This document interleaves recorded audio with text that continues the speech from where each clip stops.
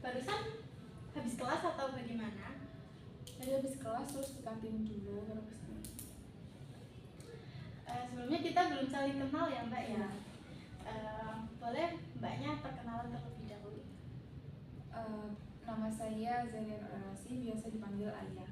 Oh, Mbak ya. Sebelumnya udah kenal sama Ibu? Belum. Oke, sekarang Ibu yang kenalan ya. Nama Ibu Muzayana Afiata, boleh Mbak Ayah panggil Bu Yana. Iya, iya. Oke. Gimana kabarnya Mbak Ayah hari ini? Alhamdulillah baik. Alhamdulillah ya. Tidak sedang lagi ada masalah ya? Ada pastinya. Makanya kesini gitu ya. Iya. Oke. Berarti Mbak Ayah sudah tahu tujuannya kesini itu untuk apa begitu? Tahu konseling. Baik. Boleh kita mulai saja ya Mbak ya. Tapi sebelum kita memulai konseling pada hari ini, ada beberapa kesepakatan yang harus kita lakukan. Yang pertama, untuk waktu konseling pada hari ini kita sepakati 45-60 menit. Apakah cukup? Cukup. Oke. Selanjutnya kira-kira ini Mbak Ayah lagi ada masalah apa? Boleh cerita? Akhir-akhir ini yang saya alami ya, saya kayak sering merasa lelah sama capek sama kegiatan saya hari-hari karena pikiran-pikiran saya selalu dihantui oleh rumah gitu, entah suasana rumah, entah saudara, entah umi abi, entah pokoknya ya kegiatan-kegiatan di rumah itu. Sedangkan sekarang saya jauh dari rumah posisinya, jadi kayak mau melakukan apa-apa tuh harus kepikiran di rumah tuh. Seandainya kalau rumah tuh nggak bakal aku kayak gini gitu. Terus kadang nangis gitu, malam juga mau tidur nangis, pagi mau berangkat ke sekolah juga nangis kayak gitu pun. Oke, berarti di sini yang Ibu bisa tangkap, jadi Mbak Ayah itu sering merasa lelah, capek karena homesick ya Mbak ya? Iya, homesick. Sebelumnya kalau boleh tahu Mbak Ayah di sini ngekos atau bagaimana? Apa tinggal sama saudara? Ngekos. Oh, ngekos. Ya. Oh, gitu. Tadi Ibu mendengar bahwa Mbak Ayah sering nangis. Itu boleh Mbak Ayah ceritakan kenapa kok bisa sering nangis? Sering nangis itu ya karena saya kayak apa-apa dihantui sama rumah itu kayak ngelakuin apa sedikit gitu tuh di rumah. Kalau contoh lagi cari makan, di rumah tuh nggak perlu cari makan gitu, rumah udah makan gitu. Sekarang kalau di kos kan sendiri ya Bu, nggak sama teman-teman gitu. Di kos juga nggak ada siapa-siapa, saya sekos sendiri gitu. Itu kepikiran kalau di rumah, mah aku nggak bakal sendiri gini, pasti dia ngajak ngobrol lah. Kalaupun aku sepi bisa ngajak aku yang nyamperin umi atau abi gitu kan bisa. Jangan kalau di kos sendiri tuh sendiri apa-apa tuh kayak ngerasa lebih berat gitu Bu.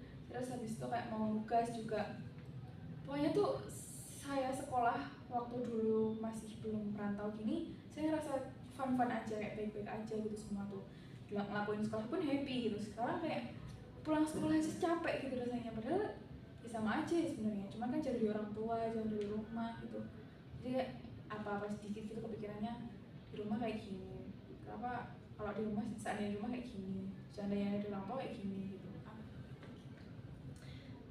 Sekarang Ibu mau tanya, kira-kira Mbak Ayah kan sering sedih, sering menangis gitu ya. Coba Mbak Ayah sebutkan berapa skala kesedihan Mbak Ayah dari 1 sampai 10. Kalau kesedihan saya 9 Bu. Berarti emang cukup berat ya Mbak Ayah. Berat banget. Sekangen itu berarti ya Mbak Ayah. Sampai maksudnya saya pun juga kadang tuh mikir, wah aku ini nangis terus sampai berhari-hari gitu. Ya gitu, makanya saya ngasih kalau bisa sih 10, cuman kadang gak tega aja masa mau ngasih 10 gitu. Jadi 9 aja deh. Nah, kira-kira kapan nih waktu, oh ya, sebelumnya Mbak Ayah ada teman dekat? Teman dekat ada sih Bu, cuman saya nggak yang cerita banget gitu, nggak yang terbuka banget ke orang itu. Biasanya kesehariannya lebih banyak di sekolah atau di kos? Lebih banyak di sekolah. Di kosnya cuman ya ketika pulang sekolah itu aja Bu. Tapi sekolahnya kan lama, maksudnya dari pagi sampai sore. Oh enggak biasanya kan kalau sama teman-teman kan masih kayak keluar main gitu loh Iya. Mbak, biar Mbak Aya tuh bisa merasa lebih tenang aja gitu. Lebih sering di kos. Oh iya, sering deh. Iya ya, lebih sering di kos. Kapan kira-kira Mbak Aya, kan Mbak Aya lebih sering di kos juga, imbang lah ya antara sekolah sama kos berarti ya. Iya. Kira-kira kapan Mbak Aya bisa merasa tenang? Apa ketika saat sendiri atau malah justru di sekolah Mbak Aya merasa tenangnya itu tadi? Saya merasa tenang kalau ada yang ngajak ngobrol kali itu. Ya kalau ada orang. Tapi kalau semua orang itu nggak, yang aku dekat itu ya sama aja. Cuman kalau ada yang ngajak ngobrol lah, teman gitu, lebih tenang. Nggak aku juga nggak mungkin juga nggak sih bu kayak nangis di depan mereka juga, ngapain ini anak ini nangis gitu.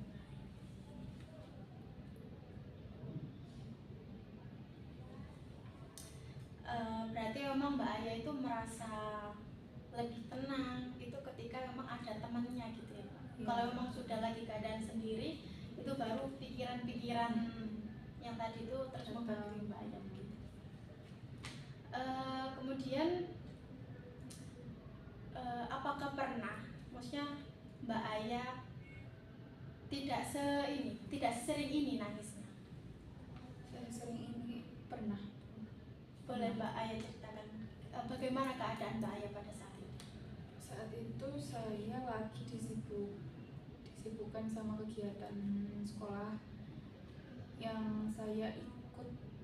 Saya disuruh ikut oleh sekolah kegiatan itu, dan saya akhirnya kan sibuk sama kegiatan apa yang saya lakuin ya Bu. Jadi saya nggak kepikiran rumah pun sedikit, cuman nggak yang sampai larut sampai nangis gitu, nggak. Cuman kan karena sekarang lagi nggak ada kegiatan ya Bu, karena saya juga ngerasa capek dengan kegiatan itu, makanya saya juga kalau ditawarin sama kegiatan itu kayak mikir-mikir 2 kali gitu ya, karena kegiatan itu sih Bu, saya lebih tenang gitu, nggak kepikiran rumah.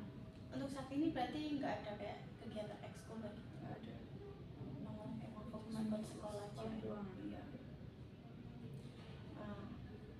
Oke, Ibu bisa memahami sih Pak. Kemudian coba Mbak Aya bayangkan ketika masalah Mbak Aya itu hilang begitu saja. Maksudnya Mbak Aya itu ada dalam keadaan yang happy, jarang homesick, terus jarang nangis juga, atau malah nggak nangis sama sekali. Bisa Mbak Aya bayangkan? Kira-kira bagaimana, apa yang Mbak Aya lakukan pada saat itu? Yang saya lakukan, saya enjoy, menikmati apa yang saya lakukan saat itu ya, tanpa mikirin tanpa nangis sama sekali. Sibuk nyibuin diri sama kegiatan-kegiatan. Mungkin saya bukan ngambil kegiatan sekolah ya, mungkin kegiatan lain yang mungkin bisa jauhin saya dari musik gitu. Yang saya lakukan pasti itu Bu. Berusaha ada kegiatan apa yang saya lakukan buat nggak memberikan space di waktu saya buat mikirin rumah gitu. Oke.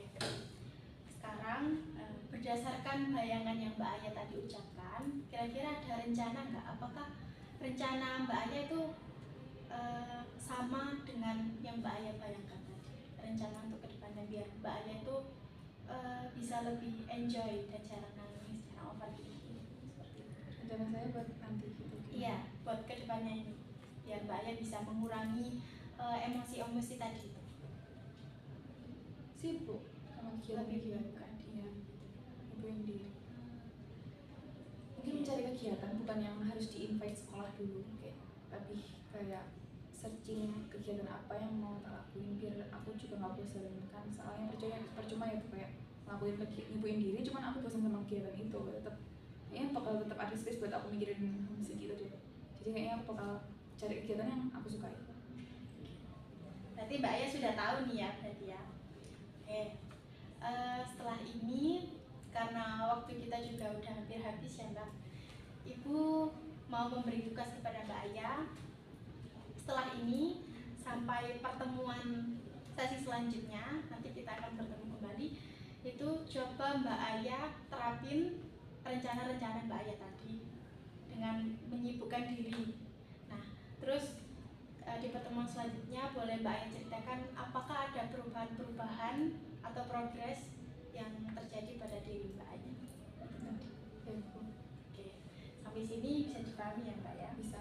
Nah, oke, coba sekarang Mbak Aya ungkapkan apa yang sudah didapatkan dari sesi konseling hari ini. Dari yang kita bicarakan hari ini itu saya jadi ngerti.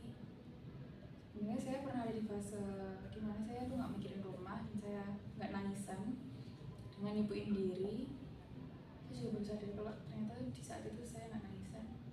Jadi kedepannya saya, karena saya juga capek ya menangis terus apa-apa, jadi kayak kepikiran kepikiran rumah dulu gitu kan, juga nggak minyak gitu jadinya. Jadi saya kedepannya bakal lebih menyibukkan diri sama kegiatan-kegiatan yang saya sukai, biar saya nggak memberikan space ke diri saya sendiri buat nangis. Sudah bagus Mbak Aya sudah mempunyai rencana-rencana seperti itu, Ibu bisa apresiasi dan Ibu yakin bahwa Mbak Aya pasti bisa melakukannya, sehingga Mbak Aya bisa mengurangi perasaan-perasaan negatif itu tadi, dan tentunya bisa lebih kerasan lagi di sini ya Mbak ya.